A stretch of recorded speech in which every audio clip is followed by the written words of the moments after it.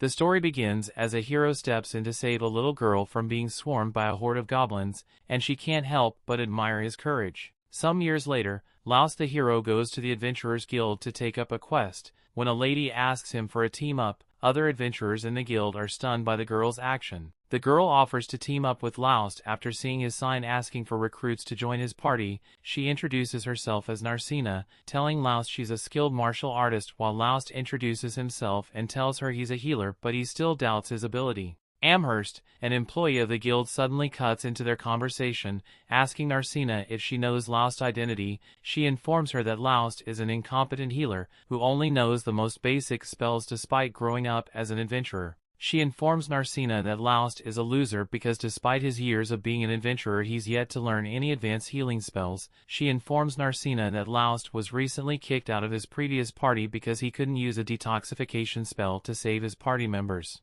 Everyone in the town knew about Laost's incompetence, giving them a reason to ignore his recruitment posters. Amherst tells Narcina she will run out of money if she teams up with Laost because he doesn't get paid since he can't complete quests as a healer. Narcina shows Amherst her purse, assuring her that she will be fine because she is well off. Amherst warns Narcina not to walk around with such a huge bag of money because most of the adventurers in the town are gangsters and they will prey on her. Narcina thanks Amherst for the advice, but Amherst offers to help her get into a beginner party after figuring out that she just started as an adventurer. Amherst asks for small handling fee to help Narcina mediate the process, but Narcina turns her down because she's set on teaming up with Laost. Amherst can't understand why Narcina is resolved to team up with Laost, but she obliges her request. She hands them a party application form, telling them to keep it handy so they can always refer to it in case of a dispute. While Laost is filling out the form, Narcina keeps admiring him, glad to have finally met her hero from the past.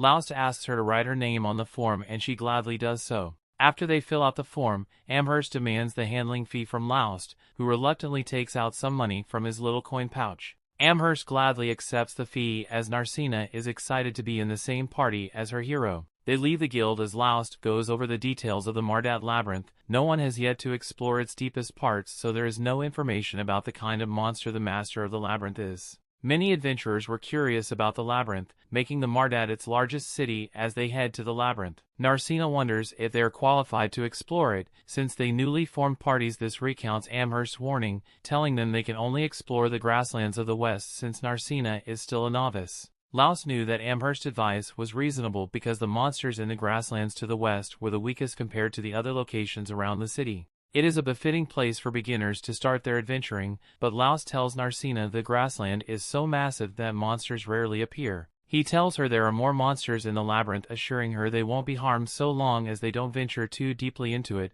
Laos' assurances convince Narcina. They arrive at the labyrinth entrance and are about to enter when Narcina cuts Laos off. She tells him she needs to take the lead because she's a martial artist and he's a healer. Laos agreed with her because she made a logical suggestion. Narcina leads the way and Laos follows behind her, marveling at her youthful enthusiasm. They enter the labyrinth, and though Laos is glad that Narcina is so motivated, he wonders if her combat skills match her enthusiasm. They suddenly encounter monsters in the labyrinth and Narcina immediately takes them down. She takes down the goblins so easily, trying to show off her strength to impress Laos, who commends her for being strong. Narcina gladly takes in his praises, glad to be useful to her hero. The monsters drop an item which Laos and show off to Narcina. He tells her adventurers make a living by selling monster drops like the magic stone to the guild. Narcina wonders why the magic stone is so valuable to the guild, and he tells her they make use of the magic which resides in the magic stone. Laos teases Narcina for knowing little about adventuring despite claiming to be an adventurer.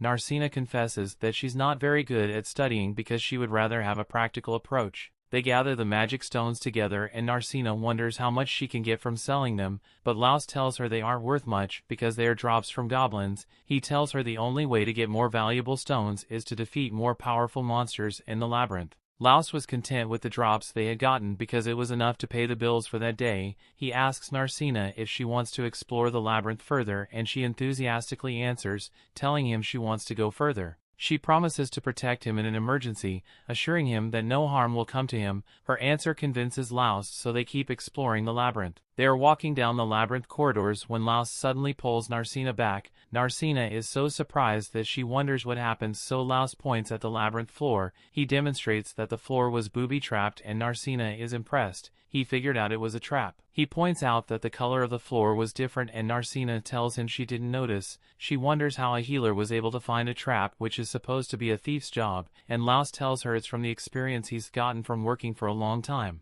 They keep exploring the labyrinth and crouch down to avoid being seen when by a patrolling half-orc. Laust wonders why a mid-level monster is in the upper level of the labyrinth because it is unusual for them to appear there. Narcina suggests that they turn tail and run away since the monster outclasses them, but Laust assures her they stand a chance against it if they combine forces. Narcina agrees to battle the monster, so they come out to face it. Narcina rushes at the monster, who takes a swing at her, but she dodges. She jumps into the air and lands a kick on the monster, hurting her legs because the monster's skin feels like a brick wall. The monster raises its club to attack again and Narcina takes advantage of its slow movements. She dodges the monster's attack but gets distracted by some flying debris that scratches her. The monster attacks again and she blocks it just in time to avoid taking damage, but the monster corners her. The monster attacks, swings its club once again, certain it's going to get a guarantee hit, and Narcina accepts her defeat, but Laust steps in to save her. Laust defeats the monster with his sword, triggering memories of when he saved her several years ago.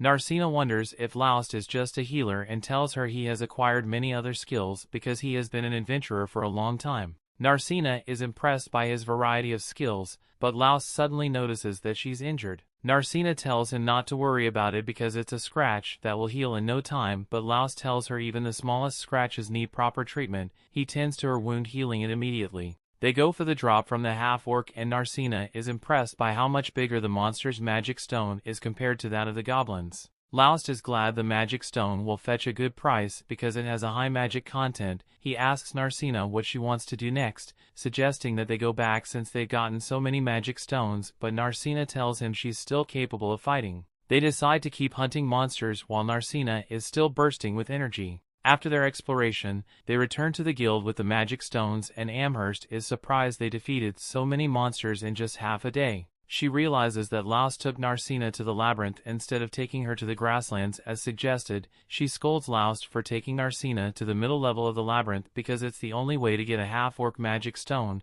but Laust tells her they only explored the upper levels. Narcina backs him up, telling Amherst that Laust didn't let her explore the labyrinth further than the upper level despite insisting on it. Amherst is convinced that Laust is innocent, so she gladly accepts the magic stones and joyfully goes to the back to sort out their payment. Narcina wonders why Amherst is so happy in Laust, tells her the guild employees get a raise when they turn in the magic stones returned by the adventurers they are responsible for. Amherst sweet-talks Narcina into working harder to obtain more magic stones so they can always get a raise at the guild. She hands Laust their payment and Laust is surprised by how much they get from a single expedition. Laust still can't believe he gets so much money from the magic stones because the payment is 10 times what he has ever made. Even if he splits it in half and gives Narcina her share, it suddenly dawns on him that his former party ripped him off heavily. Amherst points this out to Narcina, who is furious, reminding Amherst that she was supposed to help settle monetary disputes between party members. Amherst tells her they can intervene if Laust pays the fee, but Laust decides to let things go because he now has a new party. He decides to forget the past and focus on his new party.